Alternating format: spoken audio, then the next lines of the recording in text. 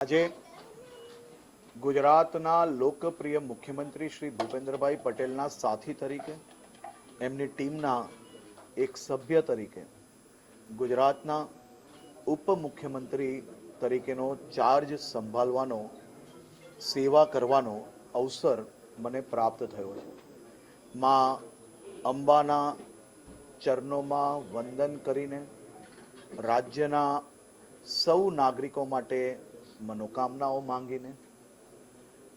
ભગવાન શ્રી રામચંદ્રજી, ગણપતિજીનું પૂજા અર્ચના, ભગવાન મહાવીર સ્વામીજીના દર્શન કરીને રાજ્યના પ્રત્યેક નાગરિકોને વધુમાં વધુ સેવા મળી રહે અને આ કાર્યાલય થકી વધુમાં વધુ લોકોને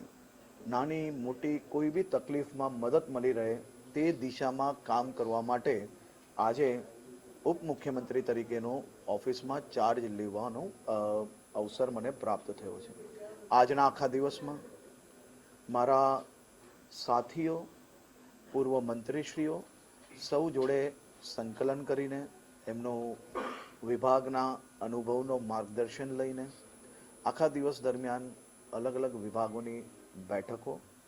અને એ બેઠકોમાં જે કંઈ કામગીરી વધુ ઝડપથી એમને સહયોગ કરીને કઈ રીતે આગળ વધાય તે દિશામાં કામ કરવાની શરૂઆત કરવામાં આવી છે.